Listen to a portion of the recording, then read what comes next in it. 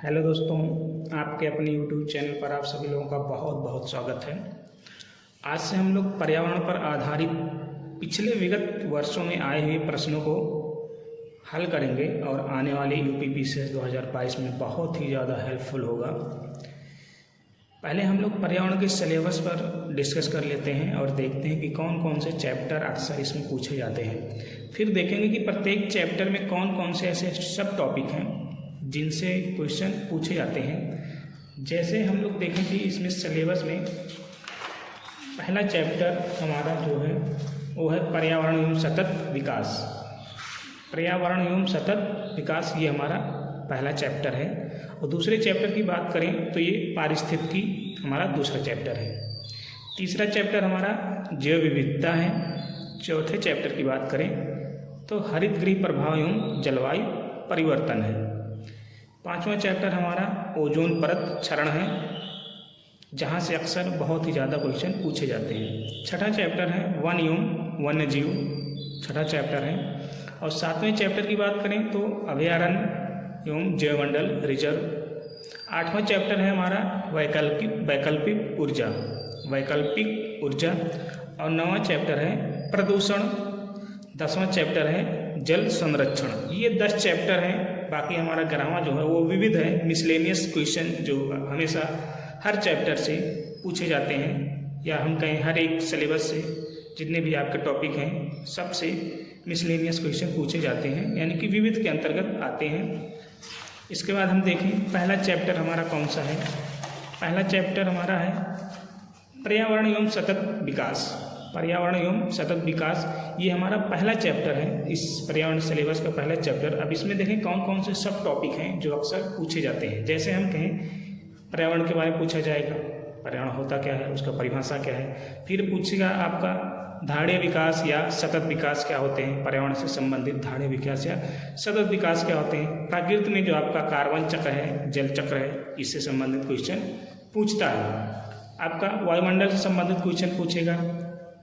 अगला है पर्यावरण सुरक्षा से संबंधित आपका क्वेश्चन पूछेगा, धारणीय विकास ये क्या होता है। पृथ्वी शिखर सम्मेलन पर्यावरण से संबंधित आपके जितने भी शिखर सम्मेलन होते हैं।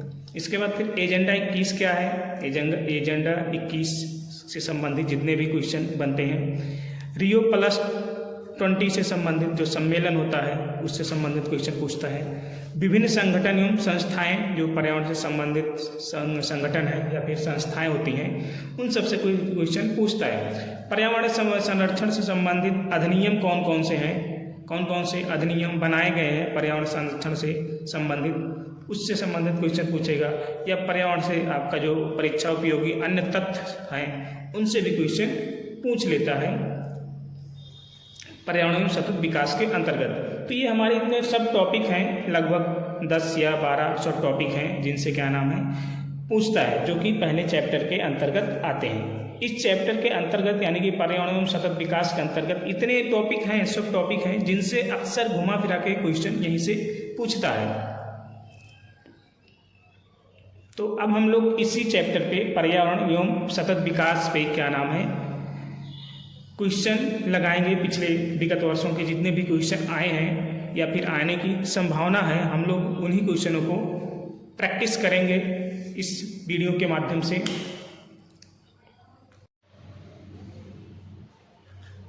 हमारा पहला चैप्टर है पर्यावरण एवं सतत विकास। पर्यावरण एवं सतत विकास ये हमारा पहला चैप्टर है। तो इस चैप्टर में हम लोग पहला क्वेश्चन देखते हैं। इस चैप्टर में हम लोग जितने भी क्वेश्चन प्रैक्टिस करेंगे वो हर एक क्वेश्चन चाहे वो PCS में आया हो चाहे आपका IAS में आया है, लेकिन आया सभी क्वेश्चन है, हमने कहीं इंडिकेट नहीं किया है, लेकिन हर क्वेश्चन एग्जाम में आया हुआ है, विगत वर्षों के सभी क्वेश्चन हैं। तो हम लोग देखते हैं पहला क्वेश्चन क्या है। पहला क्वेश्चन है पर्यावरण से अभिप्राय है। पर्यावरण से अभिप्राय है तो 4 ऑप्शन दिए गए हैं। पहला ऑप्शन है भूमि, जल, वायु, पौधों एवं पशुओं की प्राकृतिक दुनिया जो इनके चारों ओर अस्तित्व में है। तो ये आपका पहला सही है। उन संपूर्ण दशाओं का योग जो व्यक्ति को एक समय बिंदु पर घेरे हुए होती है। तीसरा है भौतिक, जैविकीय एवं सांस्कृतिक तत्वों की अंतःक्रियात्मक व्यवस्था जो अंतः संबंधित होते हैं। चौथा दिया इसमें आपका उपर्युक्त सभी। तो ये हमारा पहला क्वेश्चन का जो ऑप्शन सही है वो आपका डी होगा, यानी कि तीनों ऑप्शन ए और बी सी ये तीनों ऑप्शन सही हैं जो पर्यावरण से अभिप्राय रखते हैं। अगला क्वेश्चन है हमारा, पर्यावरण किससे बनता है। दूसरा क्वेश्चन है, पर्यावरण किससे बनता है। तो पहला ऑप्शन है जीवीय घटकों से, भू आकृतिक घटकों से, अजैव घटकों से, उपर्युक्त सभी। तो हम देखेंगे पर्यावरण जो हमारा बनता है वो सभी घटकों से, यानी कि ऑप्शन में ए बी सी जितने भी घटक दिए गए हैं इन सब से मिलकर बनता है, यानी कि हमारा ऑप्शन सही होगा डी। अगला क्वेश्चन है, धारणीय विकास किसके उपयोग के संदर्भ में अंतर पीढ़ीगत संवेदनशीलता का विषय है। क्वेश्चन हमारा, धारणीय विकास किसके उपयोग के संदर्भ में अंतर पीढ़ीगत संवेदनशीलता का विषय है। तो पहला ऑप्शन दिया है प्राकृतिक संसाधन, दूसरा ऑप्शन है भौतिक संसाधन, तीसरा ऑप्शन है औद्योगिक संसाधन, चौथा है सामाजिक संसाधन। तो इसमें हमारा जो ऑप्शन सही है वो हमारा होगा ए पार्ट, यानी कि प्राकृतिक संसाधन। चौथे क्वेश्चन की बात करें तो सतत विकास के लिए आवश्यक है। चौथा क्वेश्चन जो है वो पूछ रहा है सतत विकास के लिए आवश्यक है। पहला ऑप्शन है जैविक विविधता का संरक्षण, दूसरा है प्रदूषण का निरोध एवं नियंत्रण, तीसरा है निर्धनता को घटाना, चौथा दिया है उपर्युक्त सभी। तो सतत विकास के लिए ये सभी ऑप्शन सही हैं आपके ए बी सी, यानी कि हमारा ऑप्शन कौन सा सही होगा, डी वाला, जो कि सतत विकास के लिए सभी ऑप्शन सही हैं। अगले क्वेश्चन की बात करें, हमारा पांचवा क्वेश्चन है। पांचवा क्वेश्चन ये कह रहा है कि निम्नलिखित पर विचार कीजिए। पहला ऑप्शन है प्रकाश संश्लेषण, दूसरा है श्वसन, तीसरा है जैव पदार्थों का अपक्षय और चौथे ऑप्शन की बात करें तो ज्वालामुखी क्रियाएं। अब पूछ रहा है कि उपर्युक्त में से कौन सी क्रियाएं पृथ्वी के कार्बन चक्र में कार्बन डाइऑक्साइड जोड़ती हैं। अब ये पूछ रहा है कि ये चारों ऑप्शन में चारों प्रक्रियाएं दी गई हैं, उनमें से पृथ्वी के जो कार्बन चक्र हैं उनमें से कार्बन डाइऑक्साइड कौन जोड़ता है। तो ये हमारा ऑप्शन होगा, इसमें से पहला दिया है केवल 1 और 4, बी में दिया है केवल 2 और 3, सी में दिया है केवल 2, 3 और 4, इसके बाद डी में दिया है 1, 2, 3 और 4, इसमें दिया है चारों ऑप्शन दिया है। तो इनमें से बताना है ए बी सी डी में से कौन सा ऑप्शन सही है। तो ये हमारा ऑप्शन सही होगा सी, केवल 2, 3 और 4 ये हैं हमारे। इसके बाद हम देखते हैं छठा क्वेश्चन, अधोलिखित में से कौन सा पृथ्वी के कार्बन डाइऑक्साइड की मात्रा को नहीं बढ़ाता है। तो छठा क्वेश्चन हमारा होगा, इसका ऑप्शन होगा बी पार्ट। सातवां क्वेश्चन है, सौर विकिरण की सबसे महत्वपूर्ण भूमिका है। सौर विकिरण की सबसे महत्वपूर्ण भूमिका है जल चक्र में। अगला क्वेश्चन है, वर्षा की मात्रा निर्भर करती है। तो वर्षा की मात्रा निर्भर करती है वायुमंडल में नमी पर। इसके बाद देखें हम नौवां क्वेश्चन है हमारा, कई प्रतिरोपित पौधे इसलिए नहीं बढ़ते हैं क्योंकि ऑप्शन है पहला नई मिट्टी में इष्ट खनिज पदार्थ नष्ट हो जाते हैं, अधिकांश मूल रोम नई मिट्टी को अधिक शक्ति से जकड़ लेते हैं, तीसरा है प्रतिरोपण के दौरान अधिकांश मूल रोम नष्ट हो जाते हैं, चौथा है प्रतिरोपण के दौरान पत्तियां क्षतिग्रस्त हो जाती हैं। तो इनमें से बताना है कौन सा सही होगा। तो ये आपका सी पार्ट सही है। 10वां क्वेश्चन है, पृथ्वी के चारों ओर गैसों के समूह को क्या कहते हैं। तो ये हमारा ऑप्शन दिया है 4 ऑप्शन, भूमंडल, जल कण, वायुमंडल और जलमंडल। तो 10वां हमारा सही होगा सी पार्ट, जलमंडल। अब 11वां क्वेश्चन है, वायु एक है, वायु क्या है, यौगिक है कि तत्व है कि मिश्रण है कि विद्युत अपघट्ट है। तो वायु हमारा क्या है, एक मिश्रण है। शुष्क हवा में नाइट्रोजन की मात्रा होती है, शुष्क हवा में नाइट्रोजन की मात्रा होती है, ये होगा आपका 78%। निम्नलिखित नोबेल गैसों में से कौन सी वायु में नहीं पाई जाती। तो हमारा ये सी होगा आपका रेडान। 13 का आपका क्या होगा, सी होगा रेडान। इसके बाद फिर आपका 14वां क्वेश्चन है। 14वां क्वेश्चन ये है आपका, वातावरण में सर्वाधिक प्रतिशत है, किस गैस का सर्वाधिक प्रतिशत है, वो हमारा कौन सा होगा आपका सी पार्ट, यानी कि नाइट्रोजन 78%। 15वां क्वेश्चन है, हवा में जिस गैस की मात्रा सबसे अधिक है, हवा में कौन सी गैस सबसे अधिक है, हमारा नाइट्रोजन, वही ऊपर वाला क्वेश्चन ही। 16वां क्वेश्चन है, यदि पृथ्वी पर पाई जाने वाली वनस्पतियां समाप्त हो जाएं तो किस गैस की कमी होगी? तो किस गैस की कमी होगी? आपका ऑक्सीजन, यानी कि डी पार्ट। 17वां क्वेश्चन है, निम्नलिखित में से कौन सा कार्य पेड़ पौधों का नहीं है? पहला ऑप्शन दिया है कार्बन डाइऑक्साइड अवशोषण, दूसरा शोर का अवशोषण, तीसरा वायु का प्रदूषण, चौथा ऑक्सीजन की विमुक्तिकरण। तो इसमें कौन सा हो जाएगा आपका 17 का सी पार्ट। 18वां क्वेश्चन है, पर्यावरण अपकर्ष से अभिप्राय है। पर्यावरण अपकर्ष से अभिप्राय है, पहला दिया है पर्यावरणीय गुणों का पूर्ण रूप से निम्नीकरण, बी है मानवीय क्रियाकलापों से विपरीत परिवर्तन करना, तीसरा है पारिस्थितिकीय विभिन्नता के परिणाम स्वरूप पारिस्थितिकीय असंतुलन, और चौथा आपका उपर्युक्त सभी। तो इसमें हमारा सही होगा डी पार्ट, उपर्युक्त सभी।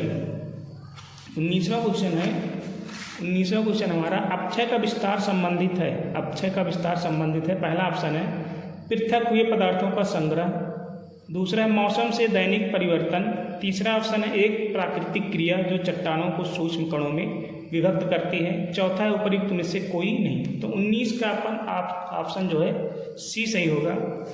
20वें क्वेश्चन की बात करें तो निम्न में से किस एक का संबंध पर्यावरणीय सुरक्षा से नहीं है? तो पहला ऑप्शन है धारणीय विकास, दूसरा है गरीबी कम करना, तीसरा है वातानुकूलन, चौथा है कागज के थैलों का प्रयोग। तो 20 में आपका क्या होगा? बी वाला, गरीबी कम करना। 21वें क्वेश्चन की बात करें तो 21वां क्वेश्चन है, निम्नलिखित कथनों पर विचार कीजिए। पहला कथन है धारणीय विकास लक्ष्य पहली बार 1972 में एक वैश्विक विचार मंडल ने, जिसे क्लब ऑफ रोम कहा जाता है, प्रस्तावित किया गया था। दूसरा है धारणीय विकास लक्ष्य 2030 तक प्राप्त किए जाने हैं। तो उपर्युक्त कथनों में से कौन सा या से सही है या है? पहला ऑप्शन है केवल एक, दूसरा ऑप्शन केवल बी, तीसरा ऑप्शन है केवल ए और बी दोनों, चौथा है ना तो ए ना ही बी। तो 21वें में हमारा कौन सा है? सिर्फ बी वाला सही होगा। अगला क्वेश्चन है हमारा 22वां क्वेश्चन है, धारणीय कृषि का अर्थ है।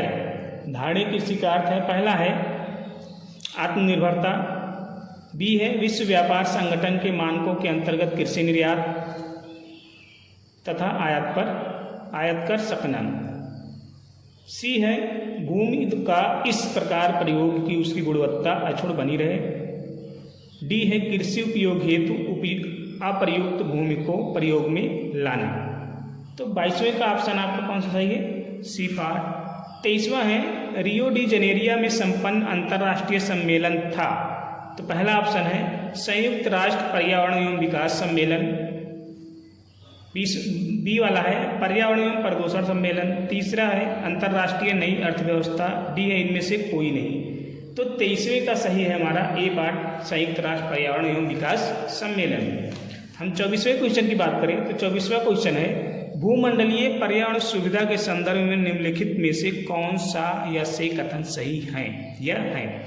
पहला कथन है यह जैव विविधता पर अभिसमय एवं जलवायु परिवर्तन पर संयुक्त राष्ट्र ढांचा अभिसमय के लिए वित्तीय क्रियाविधि के रूप में काम करता है।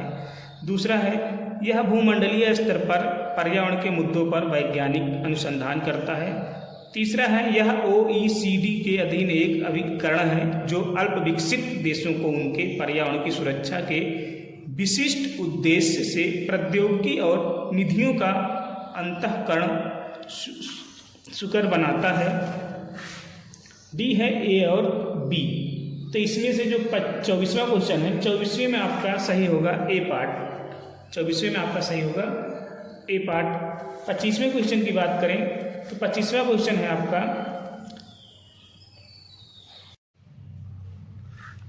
25वां क्वेश्चन है समाचारों में कभी कभी दिखने वाले एजेंडा 21 के संदर्भ में निम्नलिखित कथनों पर विचार कीजिए। पहला है यह धारणीय विकास के लिए एक वैश्विक कार्य योजना है। दूसरा है 2002 में जोहान्सबर्ग में हुए धारणीय विकास पर विश्व शिखर सम्मेलन में इसकी उत्पत्ति हुई। उपर्युक्त कथनों में से कौन सा या से सही है? पहला है केवल एक, केवल दो, एक और दो दोनों, ना तो एक ना तो दो। तो इसमें आपका सही होगा ए पार्ट केवल एक। 26वां क्वेश्चन है हमारा पृथ्वी शिखर सम्मेलन का आयोजन किया गया था काहिरा में, रियो में, डरबन में और क्योटो में। तो हमारा ऑप्शन होगा बी, रियो में। 27वां क्वेश्चन है, आमतौर पर समाचारों में आने वाला Rio+20 सम्मेलन क्या है? तो ऑप्शन ए है, यह धारणीय विकास पर संयुक्त राष्ट्र सम्मेलन है। दूसरा, यह विश्व व्यापार संगठन की मंत्रिवर्गीय बैठक है। तीसरा, यह जलवायु परिवर्तन पर अंतर सरकारी पैनल का सम्मेलन है। चौथा, यह जैव विविधता पर कन्वेंशन के सदस्य देशों का सम्मेलन है। तो इसमें 27वां आपका सही होगा, ए पार्ट होगा इसमें। 28वें की बात करें, 28वां क्वेश्चन है कि पृथ्वी सम्मेलन +5 आयोजित हुआ था। तो हमारा इसमें 2005, 2000, 1999 और 1997। तो 28वें में आपका कौन सा होगा? 1997। 29वां क्वेश्चन है, Rio+20 घोषणा पत्र का शीर्षक था the future we want, the future we seek, the future we have, the future we see. तो इसमें आपका जो ऑप्शन होगा वो होगा A part, the future we want. 30वां है, पहला पृथ्वी शिखर सम्मेलन कहाँ हुआ था? वाशिंगटन में, जिनेवा में, रियो डी जनेरिया और ब्यूनस आयर्स में। तो इसका ऑप्शन सही होगा आपका सी पार्ट। अगर हम 31वें क्वेश्चन की बात करें तो 31वां क्वेश्चन आपका हरित अर्थव्यवस्था पर कार्रवाई के लिए भागीदारी, जो अपेक्षाकृत हरित एवं और अधिक समावेशी अर्थव्यवस्था की ओर देशों के संकरण में सहायता देने के लिए संयुक्त राष्ट्र की एक क्रियाविधि है, आविर्भूत हुई। ऑप्शन ए है, जोहान्सबर्ग में 2002 के संधारणीय विकास के पृथ्वी शिखर सम्मेलन में।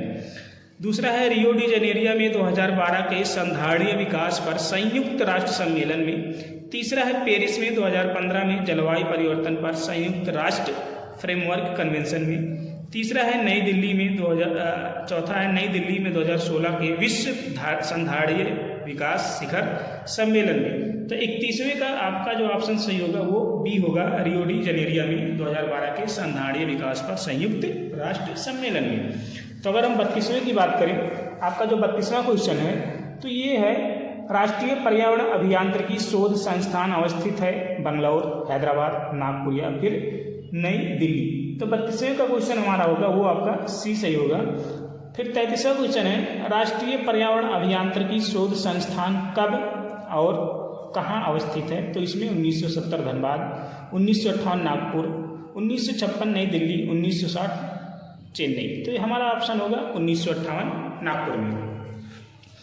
NEA अगला क्वेश्चन है 34वां, NEA से अब आशय है national enquiry act, national environmental authority, national examination agency, national event association.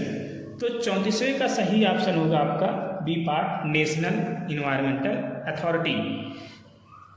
35वां question है, विश्व मौसम विज्ञान संगठन का मुख्यालय कहाँ है? Geneva, Rome, Sydney, Tokyo. तो 35वें का क्वेश्चन आपका सही होगा ए पार्ट। 36वें क्वेश्चन की बात करें तो संयुक्त राष्ट्र पर्यावरण कार्यक्रम का मुख्यालय है जिनेवा में, काठमांडू में, नैरोबी में और नई दिल्ली में। तो 36वें का क्वेश्चन आपका सही होगा सी पार्ट, नैरोबी में। 37वां क्वेश्चन है, EPA का पूर्ण रूप है environmental pollution agency, environmental prohibition agency, environmental protection agency. चौथा है नन ऑफ दी, यानी कि इनमें से कोई नहीं। तो 37वें में अगर हम देखें तो आपका ये सी वाला प्रोटेक्शन एजेंसी ये सही होगा। 38वें क्वेश्चन की बात करें तो ग्रीन पीस इंटरनेशनल का मुख्यालय है एम्स्टर्डम में, कैनबरा में, ओटावा में और नागासाकी में। तो 38वें में आपका क्वेश्चन है ए पार्ट, एम्स्टर्डम में। 39वां है, भारत में पर्यावरण संरक्षण अधिनियम पारित हुआ 1981 में, 1986 में, 1995 में या फिर 2000। तो 39वें का क्वेश्चन आपका आंसर होगा 1986 यानी कि बी पार्ट। 40 है आपका, पर्यावरण सुरक्षा अधिनियम को अन्य किस नाम से जाना जाता है? छाता विधान, छड़ी मुबारक, पर्यावरण विधान, इको संरक्षा नियम। तो आपका सही होगा छाता विधान। 41वां क्वेश्चन है आपका, नेशनल ग्रीन ट्रिब्यूनल्स भारत सरकार द्वारा स्थापित हुआ 2008 में, 2009 में, 2010 या 2011। तो 41वें में आपका सही होगा 2010 में। 42वां क्वेश्चन है जेनेटिक इंजीनियरिंग अनुमोदन का गठन निम्नलिखित में से किसके अधीन किया गया। पहला है खाद्य सुरक्षा एवं मानक अधिनियम 2006, माल के भौगोलिक उपदर्शन अधिनियम 1999, पर्यावरण संरक्षण अधिनियम 1986, वन्य जीव संरक्षण अधिनियम 1972। तो अगर हम 42वें की बात करें, 42वें में आपका सी पार्ट सही होगा। 43वें क्वेश्चन की बात करें तो निम्नलिखित कौन पर्यावरण संतुलन के संरक्षण से संबंधित है। वन नीति, पर्यावरण सुरक्षा अधिनियम 1986, औद्योगिक नीति या शिक्षा नीति। तो नीचे दिए गए कोड का प्रयोग कर सही उत्तर दीजिए। पहले में सही है ए और बी, दूसरा है बी और सी, तीसरा है ए बी सी, चौथा है सभी चारों। तो 43वें में आपका सही होगा C part A B C, है ना, ए बी सी। 44वां क्वेश्चन है आपका 43वें में आपका डी पार्ट सही होगा, ये आपका चारों होगा। शिक्षा नीति यानी कि वन नीति अधिनियम 1986, औद्योगिक नीति और शिक्षा नीति। 43वें में आपका सभी सही होगा। इसके बाद एनजीटी का पूर्ण रूप है national green tribunals, national general tribes, new general tribunal, national green tribes. तो इसमें आपका ये पार्ट सही होगा, नेशनल ग्रीन ट्रिब्यूनल्स।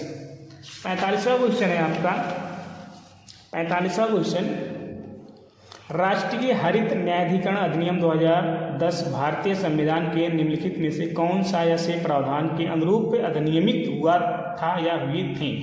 पहला है स्वस्थ पर्यावरण के अधिकार के अनुरूप, जो अनुच्छेद 21 के अंतर्गत जीवन के अधिकार का अंग माना जाता है। अनुच्छेद 275(1) के अंतर्गत अनुसूचित जनजातियों के कल्याण हेतु अनुसूचित क्षेत्रों में प्रशासन का स्तर बढ़ाने के लिए प्रावधानिक अनुदान के अनुरूप अनुच्छेद 243(1) के अंतर्गत उल्लिखित ग्राम सभा की शक्तियों और कार्यों के अनुरूप निम्नलिखित कूटों के आधार पर सही उत्तर दीजिए। केवल ए, केवल बी, सी, केवल ए तथा सी, ए बी तथा सी। तो इनमें से आपका कौन सा सही होगा। 45वें का आपका सही होगा ए पार्ट केवल ए। 46वें की बात करें तो राष्ट्रीय हरित अधिकरण किस प्रकार केंद्रीय प्रदूषण नियंत्रण बोर्ड से भिन्न है। तो एनजीटी का गठन एनजीटी यानी कि राष्ट्रीय हरित प्राधिकरण का गठन एक अधिनियम द्वारा किया गया है, जबकि सीपीसीबी का गठन सरकार के कार्यपालक आदेश से किया गया है। एनजीटी पर्यावरण न्याय उपलब्ध कराता है और उच्चतर न्यायालयों में मुकदमों के भार को कम करने में सहायता करता है, जबकि सीपीसीबी झरनों और कुओं की सफाई को प्रोत्साहित करता है तथा देश में वायु की गुणवत्ता में सुधार लाने का लक्ष्य रखता है। उपर्युक्त कथनों में से कौन सा या से सही है। केवल एक, केवल बी, ए बी दोनों, ना तो ए ना तो बी। तो इसमें से अगर हम 46वें क्वेश्चन की बात करें तो 46वें क्वेश्चन का ऑप्शन का सही होगा आपका बी सही होगा। 47वां क्वेश्चन है कथन ए दिया है, कथन और कारण का क्वेश्चन है। प्राकृतिक वनस्पति जलवायु का सही सूचकांक है। कारण कह रहा है जल प्रिय पौधे आर्द्र जलवायु में पाए जाते हैं। तो उपर्युक्त के संदर्भ में निम्न में से कौन सा सही है। कूट पहला है ए और बी, ए और आर दोनों सही हैं तथा आर ए का सही स्पष्टीकरण है। ए और आर दोनों सही हैं किंतु आर ए का सही स्पष्टीकरण नहीं है। ए सही है किंतु आर गलत है, ए गलत है किंतु आर सही है। तो 47वें का आपका कौन सही होगा। ए पार्ट सही होगा। इको मार्क उन भारतीय उत्पादों को दिया जाता है जो शुद्ध एवं मिलावट रहित हों, प्रोटीन समृद्ध हों, पर्यावरण के प्रति मैत्रीपूर्ण हों, आर्थिक दृष्टि से व्यवहार्य हों। तो इसमें से 48वें की क्वेश्चन आपका जो है आंसर जो होगा वो सी पार्ट होगा। अगला क्वेश्चन है हमारा 49। पर्यावरण अनुकूल उपभोक्ता उत्पादों को चिन्हित करने के लिए सरकार ने आरंभ किया है एक mark, eco mark, ISI mark और वाटर मार्क। तो 49वें क्वेश्चन का जो आंसर होगा वो सही होगा आपका इको मार्क यानी कि बी पार्ट सही होगा। 50वां क्वेश्चन है हमारा। 50वें क्वेश्चन की बात करें तो नगरीकरण एवं औद्योगिकरण हानिकारक है। पहला ऑप्शन है संतुलित विकास के लिए, पर्यावरण एवं पारिस्थितिकी के लिए, जैव विविधता के संरक्षण के लिए, उपर्युक्त सभी के लिए। तो 50वां जो आपका वो सही होगा ए पार्ट संतुलित विकास के लिए। 51वां क्वेश्चन है हरित विकास का लेखक है MJ Bradshaw, M Nicholson, RH Whittaker, WM Adams. तो 51वां क्वेश्चन का ऑप्शन जो सही होगा वो आपका डी होगा। 52वां क्वेश्चन है प्राकृतिक कृषि का अन्वेषक हैं Masanobu Fukuoka, M S. Randhawa, M S. Swaminathan, Norman Borlaug. तो 52वां क्वेश्चन जो है इसका ऑप्शन सही होगा ए पार्ट। 53वां क्वेश्चन है पर्यावरण संरक्षण के लिए ग्रीन आर्मी प्रारंभ किया जापान ने, चीन ने, ऑस्ट्रेलिया ने, इजिप्ट ने। तो 53वें क्वेश्चन का ऑप्शन सही होगा सी यानी कि ऑस्ट्रेलिया ने। 54वां क्वेश्चन है 54। पलाचीमाड़ा जो पर्यावरण की अपार क्षति के कारण चर्चा में था अवस्थित है कर्नाटक में, कोंकण में, केरल में, तमिलनाडु में। तो ये 54 का हमारा क्वेश्चन होगा आपका सी यानी कि केरल में। 55 है ग्रीन वाश इंगित करता है झूम कृषि की प्रोन्नति, नदी जल का शुद्धिकरण, हरियाली हटाना, पर्यावरण संरक्षण का झूठ वादा करना। तो 55 में आपका सही होगा बी पार्ट। 56वें क्वेश्चन की बात करें, भारत के निम्नलिखित राज्यों में से किसने हाल ही में हरित गृह कृषि प्रारंभ की? तो हरियाणा, पंजाब, महाराष्ट्र और उत्तर प्रदेश। तो 56वें में आपका सही होगा बी पार्ट। आज का हमारा आखिरी क्वेश्चन है, या हम कहें इस चैप्टर का आखिरी क्वेश्चन है। तो 57वां क्वेश्चन यानी कि विश्व पर्यावरण दिवस मनाया जाता है 21 मार्च, 23 सितंबर, 5 जून या फिर 25 मई। तो इसमें हमारा ऑप्शन सही होगा सी यानी कि 5 जून। तो ये हमारे 57 क्वेश्चन थे जो कि पहले चैप्टर से संबंधित था। पहले चैप्टर का इतने क्वेश्चन थे। और भी क्वेश्चन अगर इम्पॉर्टेंट हमें लगते हैं तो और भी इस पर वीडियो बना दिया जाएगा, लेकिन पहले चैप्टर